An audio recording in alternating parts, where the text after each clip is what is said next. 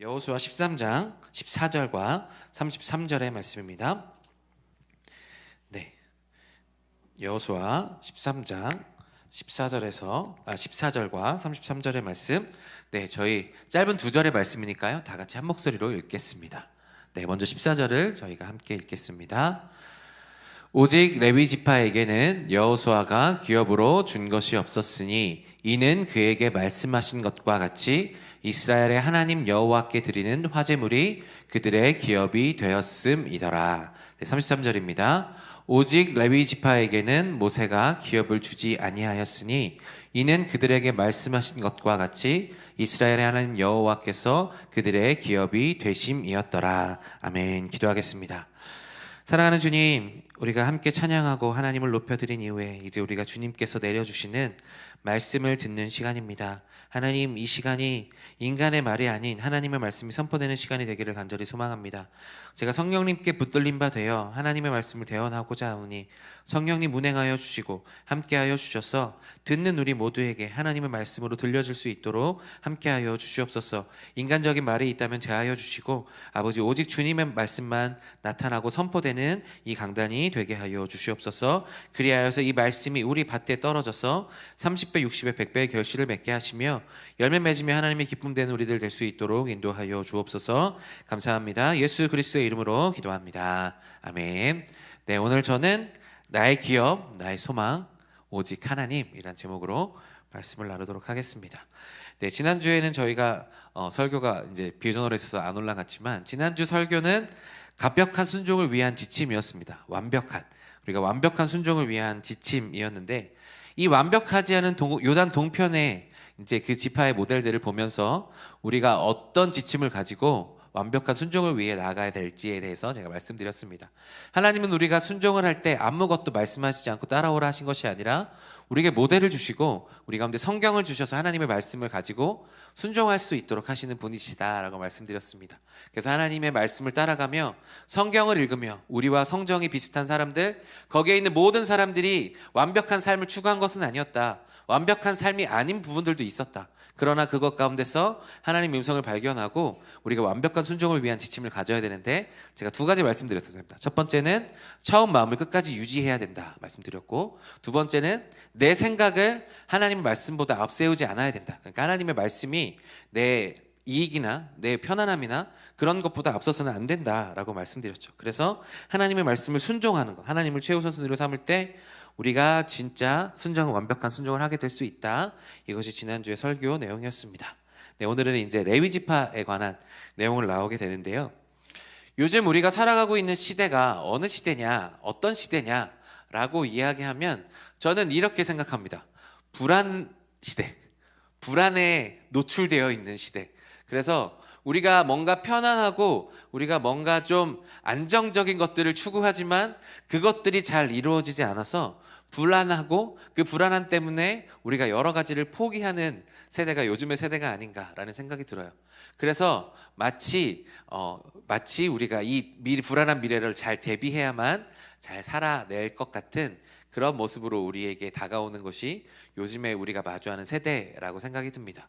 그래서 보험이 날로 급증하고 보험이 굉장히 세분화되고 전문화되고 정말 기상천외한 보험의 모습들이 마치 나타나잖아요. 그래서 마치 보험 상품이 요람에서 무덤까지 마치 보험 상품으로 다 되는 것처럼 이렇게 대비하면서 살아가지 않으면 큰일 날 것 같은 세대에 우리가 살아가고 있습니다. 그렇다고 제가 여러분들에게 보험을 들지 말라 이런 얘기가 아니고요. 우리에게 중요한 것은 이 시대가 우리에게 무엇을 말하고 있느냐죠. 자꾸 우리에게 불안감을 조성해서 우리가 하나님 앞에 온전하게 나아가지 못하도록 하고 자꾸 세상적인 것들을 쫓아 살도록 하는 것이 요즘 우리가 살고 있는 세대다라는 것입니다. 그래서 미래를 철저하게 대비해두고 우리가 정말 죽어서까지도 우리 자손들에게도 뭔가 좀 더 대비할 수 있는 그런 것들을 잘 지혜롭게 잘 해둬야 뭔가 성공적인 삶, 내가 좀 더 편안한 삶을 살 수 있을 것처럼 생각을 합니다. 그런데 우리에게 더욱더 중요한 것은 그런 것들을 어떤 마음으로 우리가 이런 것들을 사용하느냐인 것이죠. 어떻게 지혜롭게 행할 수 있는 것이냐라는 것입니다. 사실 오늘 말씀이 이것과 어떻게 연관이 되는가 생각해 보면 사실 그렇게 연관이 안 되는 것처럼 생각이 될지도 모르겠어요. 그러나 오늘 하나님께서 이 레위 지파에게 주신 이 분깃에 대한 내용, 이 기업에 대한 내용은 현재 우리가 살아가고 있는 삶의 지침들, 삶의 방향들에 우리가 가져야 될 그런 마음들을 설명해 주고 있다라는 것입니다. 오늘 본문은 레위 지파가 기업을 분배받는데 다른 지파들과는 조금 다른 대우를 받았습니다. 어떤 대우인지 여러분 잘 아시겠지만 다른 지파들은 경작할 수 있는 땅을 받았습니다. 그래서 경작하고 정착할 수 있는 그런 땅을 그렇게 받았다면 레위 지파는 그것이 아니었습니다. 경적지가 아닌 어쩌면 아무것도 할 수 없는 빈 들판만을 받았을 뿐입니다. 그런데 하나님께서 그렇게 이야기하시면서 레위 지파에게 무엇이라 하셨느냐? 내가 너희의 기업이 되겠다라고 말씀하십니다. 내가 너희의 기업이 되겠다. 이것을 우리가 들으면 레위 지파라고 하면 목사님 다들 목회자 되고 성직자 되고 선교사 돼야 되는 거 아닌가요? 라고 이야기하실지 모르겠으나 제가 이야기하고 싶은 것은 우리가 왜 이 레위 지파를 보면서 어떠한 삶의 지침들을 가져가야 되는 것이냐, 우리가 어떤 마음으로 우리가 삶을 대할 것이냐에 대한 부분들을 오늘 말씀을 통해서 우리가 함께 나누어 보고자 하는 것이죠. 레위 지파가 받은 하나님을 기업으로 받은 삶에서 우리가 가져야 될 삶의 정신과 믿음의 태도를 함께 살펴보려고 합니다. 여러분 잘 아시는지 모르겠지만 이 부르심이라는 영어 단어가 있습니다. 영어 단어 중에 vocation이라는 단어가 있습니다. 여러분 들어보셨죠? vocation, 소명, 부르심 이런 내용입니다. 이 깔뱅이라는 사람이 이제 종교 개혁을 일으켰던 집대성했던 이 깔뱅이라는 사람이 소명론이라는 것을 냈습니다. 소명, 부르심. 근데 이것 때 사용할 때 쓰는 단어가 vocation이거든요. 이 vocation이 어떤 뜻이 있느냐? 직업이라는 뜻을 갖고 있습니다. 그래서 내가 가지고 있는 직업들, 우리가 지금 살아가고 있는 직업들도 목사나 선교사나 이렇게 하나님을 향해서 특별히 섬기고 있는 사람들을 포함한 모든 것들이 하나님의 부르심 앞에 있다라고 이야기하는 거죠. 그래서 학생도 학생의 부르심이 있고 직장을 다니는 사람들도 직장의 부르심이 있고 그 부르심 앞에 우리는 다 하나님의 부르심 앞에서 일을 하고 하나님의 부르심 앞에 사명 앞에 서 있는 사람들이라는 것이죠. 그래서 우리가 하고 있는 이 모든 일, 우리가 숨을 쉬며 살아가고 사람들과 관계를 맺고 직장을 다니며 우리가 생산활동을 하고 하는 이 모든 일들이 하나님의 부르심 앞에 있다라는 것이 깔뱅이의 주장입니다. 이 주장을 가지고 우리가 오늘 말씀에 대입해 보면 이 레위 지파가 가지고 있었던 하나님을 분깃으로 삼은, 하나님을 소망으로 삼은, 하나님을 기업으로 삼은 이 레위 지파의 정신을 통하여서 우리가 지금 살아가고 있는 삶의 태도들을 배울 수 있다라는 것이죠. 그래서 이것을 통하여서 하나님께서 우리 가운데 주시는 지금 우리가 삶을 어떻게 살아가야 되느냐, 내가 지금 맞닥뜨리고 있는 일상생활을 어떻게 살아가야 되느냐, 내 직업을, 내가 가지고 있는 생활을 어떤 태도로, 어떤 원리로, 어떤 영적인 원리로 풀어낼 것이냐가 오늘 말씀을 통하여서 우리 가운데 나눠진다라는 것입니다. 이것을 가지고 우리의 삶을 조정할 수 있는 저와 여러분들 되기를 간절히 소망합니다. 오늘 메시지 포인트 첫 번째는 이렇습니다. 은혜 없이 살아갈 수 없는 인생이라는 것을 기억하라. 레위 지파가 하나님을 기업으로 삼았다라는 것이 은혜 없이는 살아갈 수 없는 인생이라는 것을 깨닫고 기억하는 것이라는 것입니다. 오늘 말씀 14절 말씀인데요. 우리 14절 말씀 다 같이 한 목소리로 읽어보겠습니다. 시작. 오직 레위 지파에게는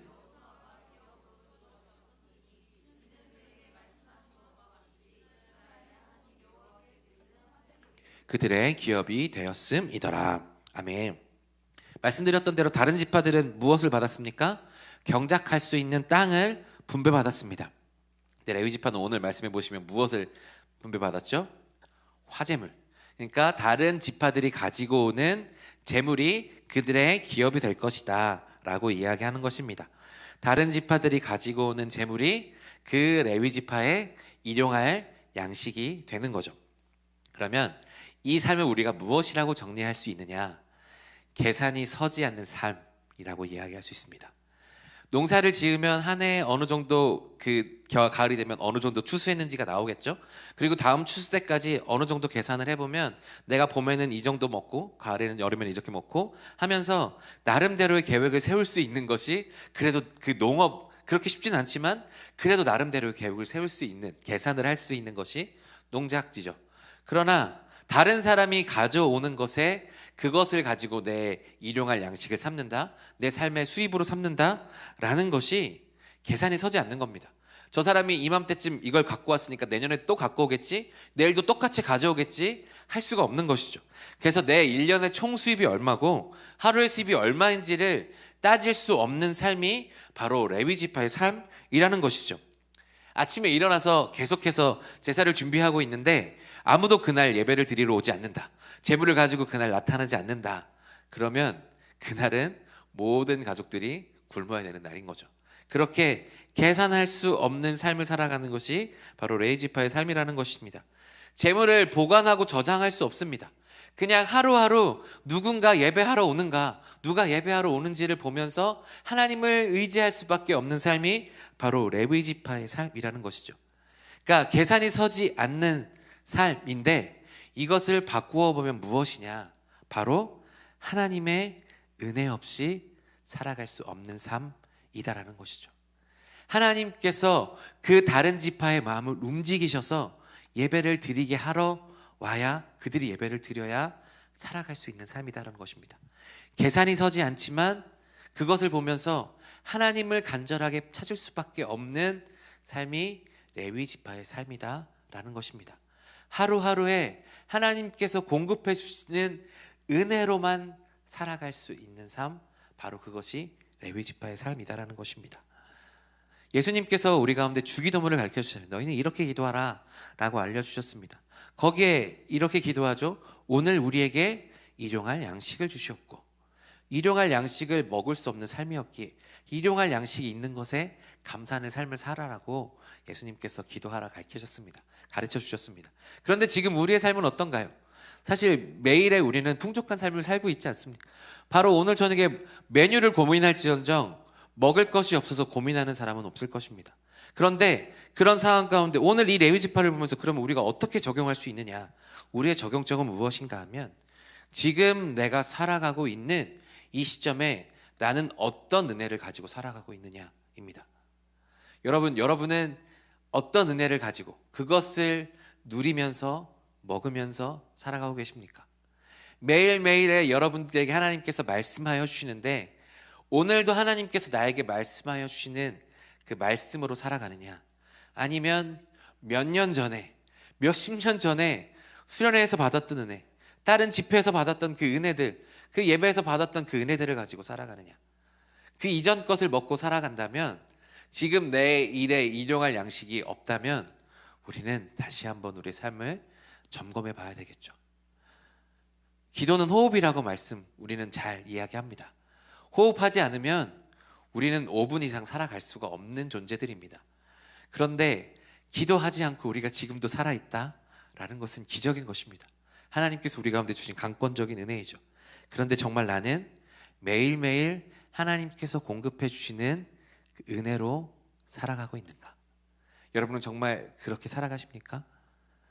여러분의 오늘의 삶에 무엇을 곰씹으면서 살아가야 될 것이냐, 무슨 은혜를 되새기며 살아가야 될 것이냐 라고 물어봤을 때 오늘 아침에 큐티를 통해서 하나님께서 말씀하여 주신 것, 기도했는데 하나님께서 말씀을 떠오르게 하신 것, 말씀을 읽다가 떠오르게 하신 하나님의 그 말씀과 그런 하나님의 부르심 가운데 내가 살아가고 있는가, 그것을 곰씹으며 살아가고 있는 삶이 진정한 레위인으로서의 삶인 줄로 믿습니다.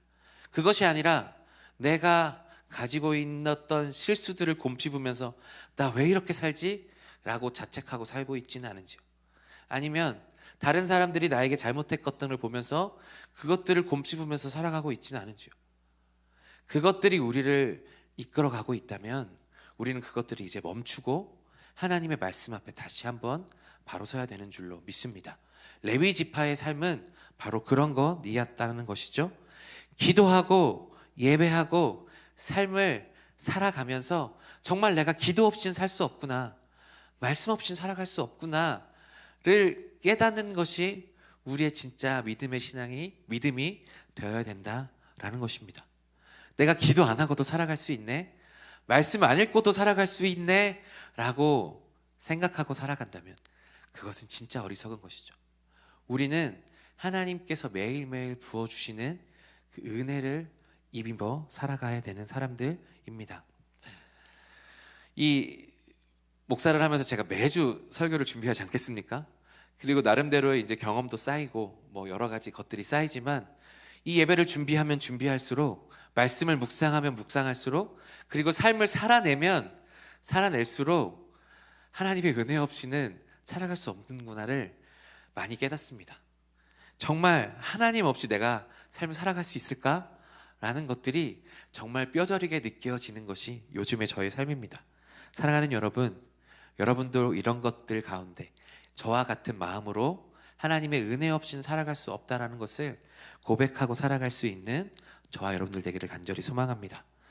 이 레위 지파는요, 경작할 수 없는 빈 들판을 보면서 오직 하나님만을 바라며 살았습니다.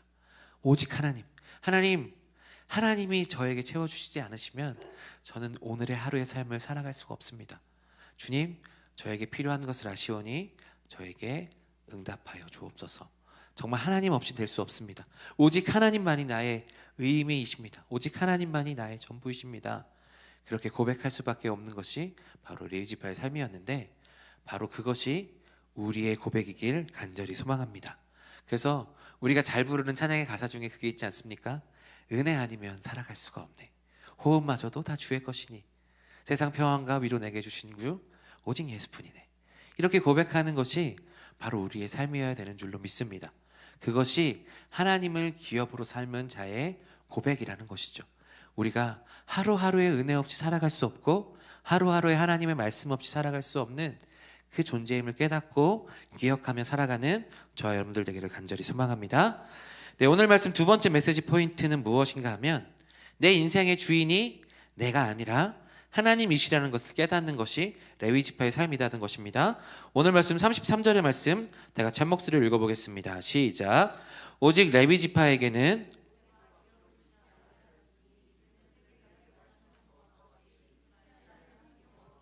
그들의 기업이 되심이었더라.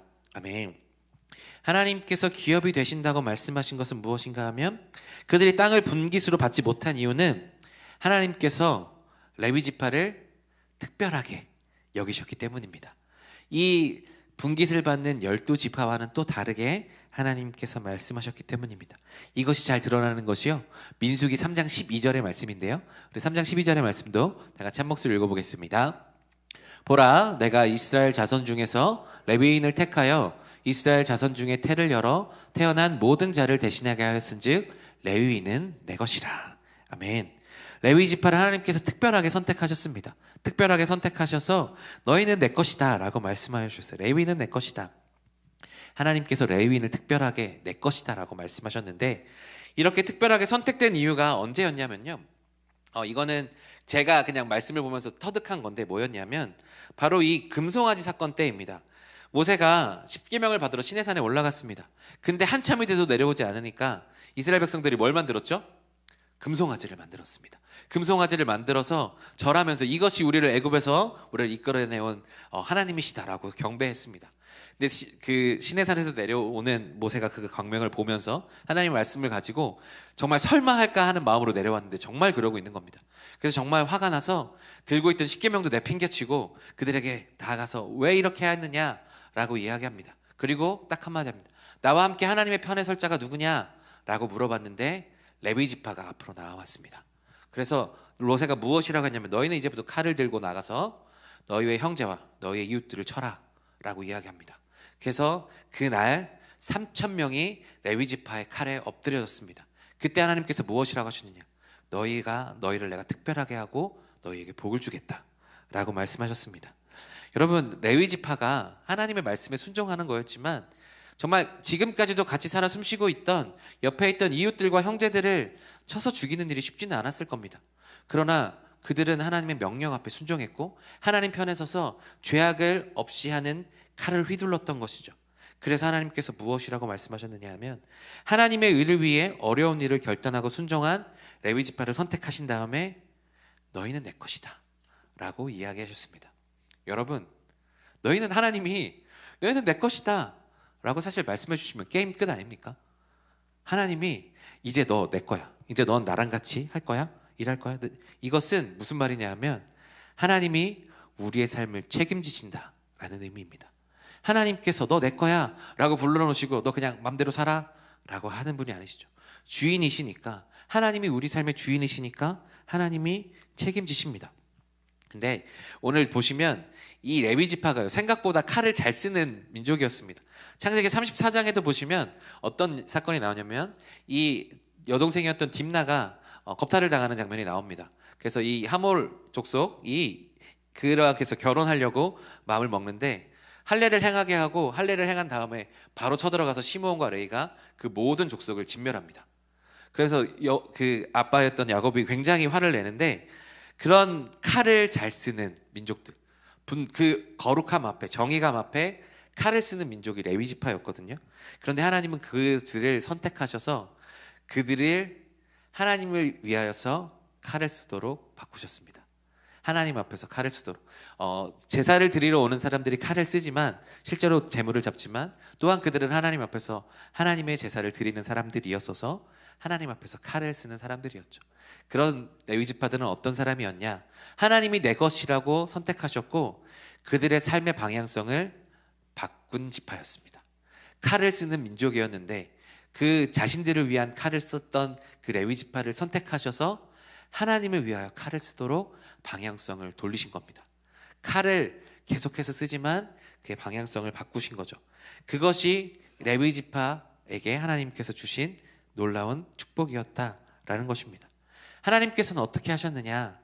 사도 바울도 그렇게 쓰셨습니다. 사도 바울은 하나님의 교회를 핍박하는데 열심을 냈던 사람이었습니다. 그런데 사도행전 9장에서 다메섹 도상에서 예수님을 만나고 어떻게 됩니까?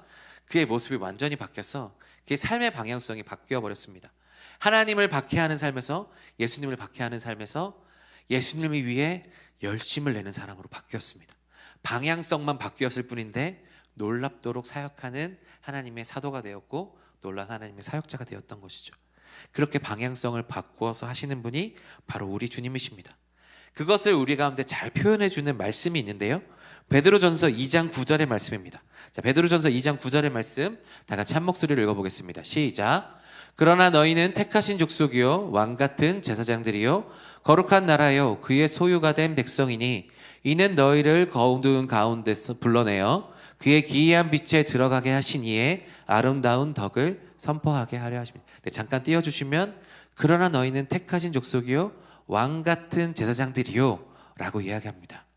우리가 어떤 사람들이라고요? 택하신 족속, 지금 생각이 나지 않습니까? 레위 지파라고요. 그러나 모든 믿는 자들에게 너희는 레위 지파라고 이야기합니다. 왕같은 제사장들이라고 이야기합니다. 그런데 이렇게 바뀌게 된 것이 어디냐면 그 다음에 이는 보시면 너희를 어두운 데서 불러내어 그의 기이한 빛에 들어가게 하시니, 이분이 누구십니까? 바로 예수님이십니다. 예수님을 만나면 우리의 존재가 변하게 되어 있습니다. 우리가 이전에 세상 사람들과 똑같이 살던 삶에서 하나님께 선택받은 삶으로 변하게 되어 있습니다. 이제 내려주셔도 됩니다. 레위 지파가 자신들을 위해서 칼을 썼다면 이제는 하나님을 위해서 칼을 쓰는 그런 존재로 변하여서 그들의 방향성이 완전히 바뀌었다라는 것이죠. 예수님 안에서 변화되어서 우리 또한 거룩한 제사장으로서 택하신 족속으로서 살아가도록 하나님께서 우리에게 요청하고 계신다라는 것입니다. 하나님께서는 우리를 향한 계획이 있으십니다. 그래서 우리를 어두운 데로 불러내서 그 기이한 빛에 들어가게 하신 그 하나님을 선포하며 전도하며 살아갈 수 있도록 하시는 분이 바로 우리 하나님이시다는 것입니다. 우리가 하나님을 만나서 내가 하나님의 소유된 백성임을 깨닫는다면, 내가 하나님의 선택된 백성임을 깨닫고 내 인생의 주인이 내가 아니라 하나님이심을 깨닫는다면 우리는 우리의 삶의 방향성이 완전히 달라지게 되어 있다라는 것입니다. 존재가 바뀌면 우리의 방향성이 바뀐다라는 것입니다. 그래서 제가 예전에도 말씀드렸지만 우리의 인생의 중요한 것은 무엇이냐 하면 내가 지금 행하고 있는 나의 지금 행위, 내 doing이 중요한 것이 아니라 내 존재가 중요하다고, 내 내면이 중요하다고. 내가 거룩한 하나님의 백성인가, 세상 사람들과 똑같은 사람들인가, 이 존재가 우리 가운데 중요한 거라고. 내가 지금 무엇을 하고 있느냐 안 하고 있느냐, 이것이 우리가 삶의 방향성을 결정하는 것이 아니라 내 정체성, 내가 어떤 존재인가, 내가 하나님 앞에서 어떠한 존재인가를 깨닫는 순간 우리의 정체성이 바뀌고 우리의 방향성이 바뀌어서 우리의 삶이 바뀐다라는 것입니다. 우리는 하나님이 택하신 거룩한 백성입니다. 하나님께서 지금 내가 학생 일을 하는지, 내가 지금 무슨 일을 하는지, 직장을 다니는지, 내가 지금 잠시 쉬고 있든지, 이 모든 것들이 무엇을 하는지가 중요한 게 아니라 내가 하나님 앞에 올바로 서 있느냐, 하나님 앞에서 진짜란 믿음으로 서 있느냐, 이 존재가, 존재감이, 존재의 이유, 이 정체성이 우리 가운데 더욱더 중요하다라는 것입니다. 지금 내가 무엇을 하고 있느냐로 다른 사람들을 판단하지 마십시오. 지금 내가 어떻게 하고 있느냐로 사람들을 판단하고 나를 판단하지 마시고, 내가 하나님 앞에서 진짜 올바르게 믿음으로 서 있는가를 여러분 늘 체크하시기 바랍니다. 그래서 내가 주님 앞에서 온전하게 내 정체성을 바로 세우며 나아갈 때 우리는 온전한 하나님의 백성이 되고 방향성이 바뀌어서 레위 지파가 하나님 앞에서 칼을 쓰게 된 것처럼, 사도 바울이 사울이 아니라 바울로서 살아가게 된 것처럼 우리의 삶이 뒤바뀌게 되고 놀라운 하나님의 사용을 받는 우리들이 된다라는 것입니다. 이것을 기억하면서 여러분 우리의 삶의 주인이 하나님이심을 늘 기억하는 우리들 되길 간절히 소망합니다. 네, 오늘 마지막 메시지 포인트 세 번째는 이것입니다. 우리가 차마 담아낼 수 없는 광대한 하나님을 품고 살아가는 이 놀라운 삶이 주어졌음을 감사하면서 살아가는 우리들이 되어야 된다라는 것입니다. 오늘 말씀 33절 말씀 우리 다시 한번 한 목소리로 읽겠습니다. 시작. 오직 레위 지파에게는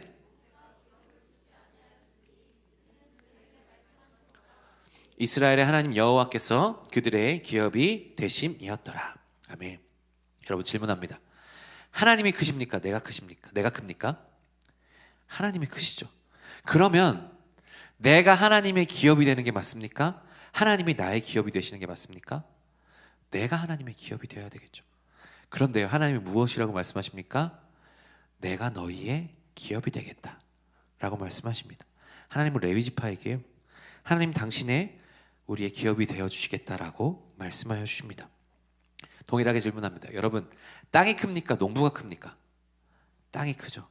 근데 땅은요, 기꺼이 자기 자신을 농부를 위해 내어줍니다. 농부가 그 경작물을 먹고 살아갈 수 있게끔 자기 자신을 내어주는 거죠. 동일합니다. 우리가 하나님 앞에서 너무나도 작은 존재이지만 하나님은 그 무한하신 하나님이 저희에게 우리에게 하나님을 내어주시는 거죠. 기꺼이 우리에게 내어주시는 겁니다. 정말 무한하시고 광대하신 하나님께서 나의 기업이 되어주신다. 이거 굉장히 놀라운 일 아니겠습니까? 여러분 한번 생각해 보세요. 만약에 내가 청와대에서 근무한다. 자랑거리가 될까요? 안 될까요? 되죠. 우리가 백악관이나 유엔이나 아니면 애플 팀쿡과 같이 일한다고 생각해 보십시오. 이건 자랑거리가 될 수밖에 없는 것입니다. 그런데 하나님을 기업으로 담는다는 것은 무엇입니까? 이것보다도 엄청난 큰 일이거든요. 사실 말도 안 되는 일이죠. 그런데 그 광대하신 하나님께서, 사실 하나님이 한국어를 쓰실지 영어를 쓰실지 우리가 어떻게 알겠어요. 그러나 우리가 한국말로 해도 우리와 소통이 되고 하나님과 기도하고 하나님과 계속해서 이야기할 수 있는 것이 바로 우리 존재라는 것이죠. 그 광대하신 하나님은 유한한 우리, 정말 우주의 먼지만도 못한 우리에게 기꺼이 우리에게 하나님을 내어주시는 분이 바로 우리 하나님이십니다. 내가 내 안에 마음의 그릇들을 바라보면 너무나도 작은데 그 안에 내가 들어가 줄게 라고 말씀하시는 것이 바로 우리 하나님이십니다. 이것을 고린도전서 3장 16절에 이렇게 표현하고 있는데요. 우리 고린도전서 3장 16절 읽어보겠습니다. 시작. 너희는 너희가 하나님의 성전인 것과 하나님의 성령이 너희 안에 계시는 것을. 아멘. 우리가 하나님의 성전이랍니다. 우리가 하나님의 성령님이 우리 안에 거하신답니다. 솔로몬의 성전에도 하나님은 담기지 않은 분이셨습니다. 그런 분이 우리 안에 살아가신다고. 이거 얼마나 놀라운 일입니까? 얼마나 큰 일입니까? 그런데 하나님께서 그것을 하시기로 작정하시고 레위 지파에게 하나님을 보내주시고 기업이 되게 하셨습니다. 얼마나 큰 은혜입니까? 제가 이번 주에 우연하게 책을 하나 꺼내 들었어요. 사놓고 읽지 않은 책이었는데 나체주 시인, 이제 목사님이신 신인이신데요. 너의 햇볕에 마음을 말린다, 이런 시집입니다. 근데 이제 딸에게 보내는 시집이거든요. 네, 머릿말을 보다가 이제 제가 정확한 문구로 이제 인용한 것은 아니어서 그렇지만 거기에 이런 류의 글이 써져 있어요. 이 딸이라는 존재가 이 거칠고 험한 세상 가운데 나에게 바다와 같은 위로가 되어준다라는 뉘앙스의 글이 있습니다. 제가 이것을 보면서 그러네 라는 생각을 했습니다. 저에게도 딸이 한 명 있습니다. 딸이 저에게 뭘 해주겠습니까? 돈을 벌어다 줍니까? 저에게 무엇을 해줍니까? 저에게 늘 좋은 말만 해주고 그럽니까? 아니요. 그 아이는 그냥 있습니다. 그런데 그 아이의 손을 잡고 있으면 제 마음에 위로가 밀려옵니다. 그 아이를 안으면 힘들었던 하루의 일상들이 다 녹아져 내립니다. 정말 이 시인께서 말씀하셨던 것처럼 나에게 바다와 같은 위로가 몰려옵니다. 이것을 보면서 오늘 말씀을 묵상하는데요, 하나님의 마음이 이러신 것 같아요. 우리가 무엇이라고요? 내가 하나님께 늘 순종하는 삶을 살아갑니까? 하나님께 늘 바람직한 모습으로 살아갑니까? 부끄럽지 않습니까? 그런데 하나님은 우리에게 들어오셔서 우리와 함께 사실 뿐만 아니라 우리의 존재가 하나님께 위로가 된다고 말씀하십니다. 우리라는 작은 존재가 하나님의 위로가 된다라고 말씀하십니다. 우리가 하나님께 위로를 받아도 모자란데 우리의 존재만으로도 나는 위로받는다 라는 말씀이 저희 가운데 느껴집니다. 여러분, 우리가 무엇이라고, 사람이 무엇이간데 주께서 저를 생각하시나이까? 이 말씀이 저희 가운데 푹 깊이 들어오더라고요. 우리의 존재는요, 하나님을 위로할 수 있는 그런 놀라운 존재입니다. 레위 지파는요, 담을 수 없지만 하나님을 담아낸 기업으로 삼은 놀라운 은혜가 주어진 삶이었습니다. 우리도 동일합니다. 우리가 무엇이긴데 하나님을 담아낼 수 있겠습니까? 우리가 무엇이간데 하나님이 우리 안에 들어와서 사시겠습니까? 나는 오늘 피었다 지는 정말 이름 없는 들풀과 같은데 하나님이 그런 우리를 먹이시고 살피실 뿐만 아니라 내가 너가 있는 것이 너무나도 좋다. 내가 너를 보배롭고 존귀하게 여긴다. 내가 네가 있음으로 인해서 내가 마음이 기쁨을 이기지 못한다 라고 말씀하시는 것이 우리 하나님이세요. 여러분이 무엇을 하지 않아도 여러분의 존재만으로 하나님은 위로받으십니다. 이 얼마나 놀라운 은혜입니까? 그 하나님 앞에, 그렇게 우리를 사랑하신 하나님 앞에 우리가 그런 하나님을, 내 마음에 그 하나님이 계신다라는 사실만으로 우리가 감사하며 살아갈 수 있는 줄로 믿습니다. 하나님이 우리 안에 계십니다. 그 놀라운 하나님께서, 이 온 우주 만물을 다스리는 하나님께서 우리와 함께 살아가십니다. 이 얼마나 놀라운 은혜입니까? 그 말이 되지 않는 그 일이 우리 가운데 주어졌고, 그렇게 우리의 마음에 하나님이 담겨져 있으면 나의 어떠함이 그렇게 중요하지 않습니다. 하나님을 드러내기만 하면 되거든요. 자, 크리스마스입니다. 예수님께서 이 땅에 내려오셔서 어디에 누이셨죠? 말구유에 누였습니다. 그 말구유에 누이신 아기를 보고 목자들이 찾아와서 절을 하고 동방박사들이 와서 경배를 올립니다. 말구유가 비싼 거라서 경배합니까? 그 마구간이 정말 중요한 장소여서, 왕실에 있는 마구간이어서 경배합니까? 그렇지 않죠. 그 구유에 담긴 예수님이 너무나도 위대하시니까 경배를 받는 겁니다. 우리가 세상에서 자연스럽게 하나님께서 높여주시는 이유는 무엇입니까? 내가 잘난 거가 아니라, 내가 금그릇이라서, 내가 능력이 뛰어나서, 내가 무엇을 잘해서 우리가 올라가는 것이 아닙니다. 내 안에 예수님이 담겨져 있기에, 예수님이 나에게 능력 주시기에 우리는 하나님께서 높여주시는 대로 살아갈 수 있는 것이죠.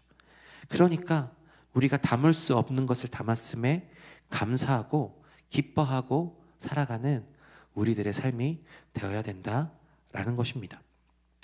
제가 초반에 말씀드렸던 대로 요즘 우리가 불안 시대를 살아가고 있습니다. 그런데요, 불안하면 어떻게 되느냐? 만족을 못하게 돼요. 불안하니까 자꾸 모으게 됩니다. 이것도 가지고 있어야 불안하지 않고, 저것도 가지고 있어야 불안하지 않고, 저것도 가지고 있어야 불안하지 않아서 계속해서 탐욕적인 삶으로 살아가게 하는 것이 바로 이 불안감입니다. 만족을 모르는 삶이 되어간다고요. 그러나 하나님이 우리 안에 오셔서 충만하게 우리 가운데 임하여 주시면 우리는 감사하며 만족할 수 있는 삶으로 변화하게 되는 것이죠. 그러니까 하나님이 내 안에 계심으로 인해서 다른 어떤 것들이 부족해도 감사하며 살아갈 수 있는 것이 바로 우리다라는 것입니다. 사랑하는 여러분, 만족하시면서 감사하면서 살아갈 수 있는 우리들이 되기를 간절히 소망합니다. 지금 나에게 조금 부족한 것 같아도, 지금 나에게 조금 모자란 것 같아도, 지금 내가 저것이 필요한데 저것을 가질 수가 없어도 감사하면서 만족하는 삶을 누리다 보면 하나님께서 필요하신 것들은 알아서 채워주시는 역사를 우리는 보게 되는 것입니다.